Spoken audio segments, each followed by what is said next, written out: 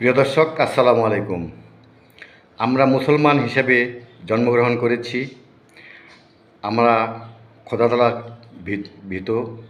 আমরা খোদা তাআলাকে স্মরণ করে নামাজ পড়ি, রোজা করি।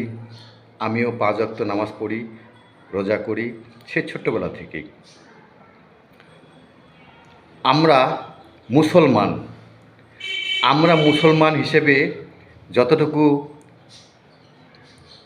করার দরকার অনেকেই করে, অনেকেই করে না।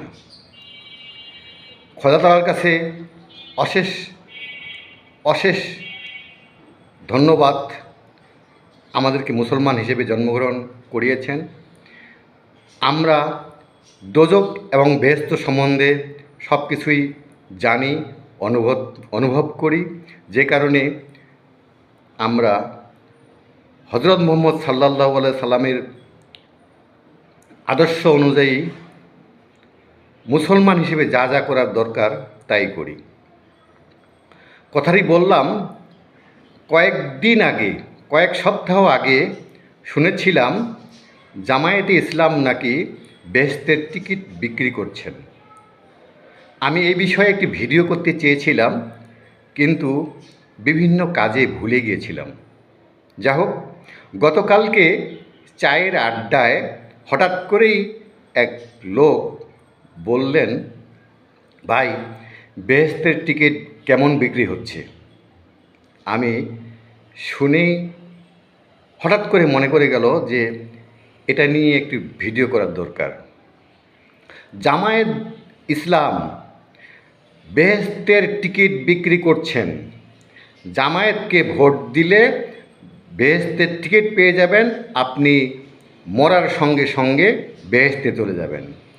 এটি তো নিঃসন্দেহে ভালো কথা, সুন্দর একটি কথা। আমরা অনেক চেষ্টা করেও বেহেশতে যাওয়ার চেষ্টা করছি, হয়তো পারবো কি পারবো না জানি না, কিন্তু জামায়াতকে ভোট দিলে যদি আমরা বেহেশতে যেতে পারি, তাহলে এর থেকে সুন্দর খবর আর হতে পারে না। কথাটি তো আসলে সত্যি। জামায়াতকে ভোট দিলে এদেশের মানুষ সবাই নামাজ পড়বে, সবাই রোজা করবে, কেউ বেহাল্লা পড়া করবে না, কেউ মদ খাবে না, কেউ আড্ডাবাজি করবে না। কাজেই নিঃসন্দেহে বেহেশতে যাবে, এটাই তো খুব স্বাভাবিক। এটাই স্বাভাবিক। আমাদের ইউনূস স্যার, নোবেল বিজয়ী স্যার, এই স্যার মেটিকুলাস ডিজাইনে জামায়াতকে দিয়ে আমাদের দেশটাকে, পুরো দেশটাকে বেহেশতখানা বানাতে চাচ্ছেন। অর্থাৎ পরকালে বেহেশতে যাব, তার আগেও বেহেশতে থাকব, সেই চেষ্টায় জামায়াতকে ক্ষমতায় আনার চেষ্টা করছেন। আর জামায়াত ইসলাম যদি বেহেশতে যায়, যদি ভোট পায়, তাহলে অবশ্যই আমরা সবাই বেহেশতে যাব, এটাই খুব স্বাভাবিক। এটাকে আপনারা অনেকেই খারাপ চোখে দেখছেন, অনেকেই ভালো চোখে দেখছেন। আরে মেজর আখতারুজ্জামান সাহেব, উনি জামায়াতে ইসলামীতে যোগ দিয়েছেন। উনি বুঝতে পেরেছেন যে জামায়াতে ইসলামে গেলেই বেহেশত অনিবার্য, বেহেশত পাবে। আর যে কারণে উনি জামায়াতে যোগ দিলেন। যোগ দিয়ে উনি জামায়াতে ইসলামের মাধ্যমে, জামায়াতে ইসলামের কথা মতো বেহেশতের টিকিটটাকে কনফার্ম করে ফেললেন। কিন্তু আমরা অভাগা জাতি, আমরা বুঝি না, আমরা অভাগা জাতি এসব কথা শুনি না। এটাই হলো সবচেয়ে খারাপ কথা।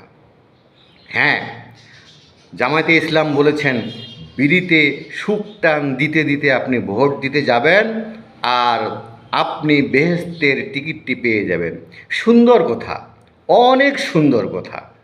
বিশ্বাস করুন আর না করুন, আপনি জামায়াতকে বিড়ি টানতে টানতে ভোট দিবেন, তো এ দেশ জামায়াতে ইসলাম হয়ে যাবে, পুরো দেশটাই ইসলাম হয়ে যাবে।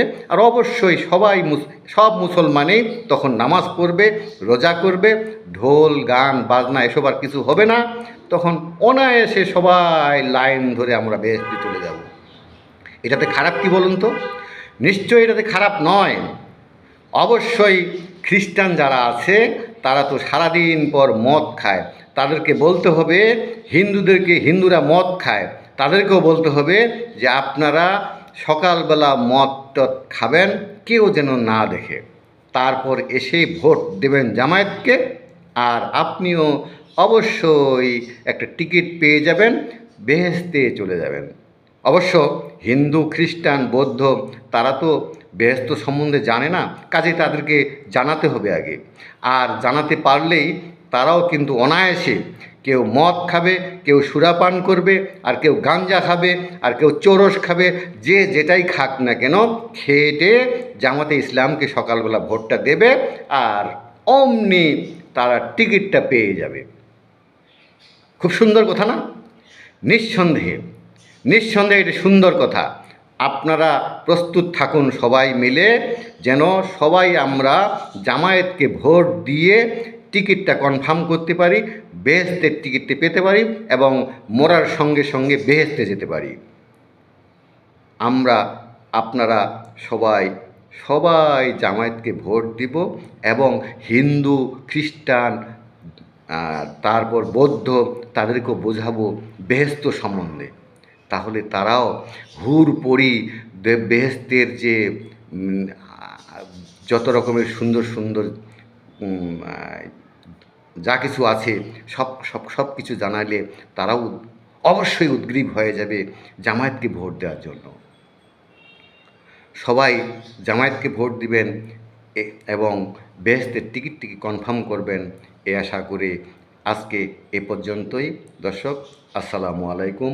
ভালো থাকবেন, সুস্থ থাকবেন।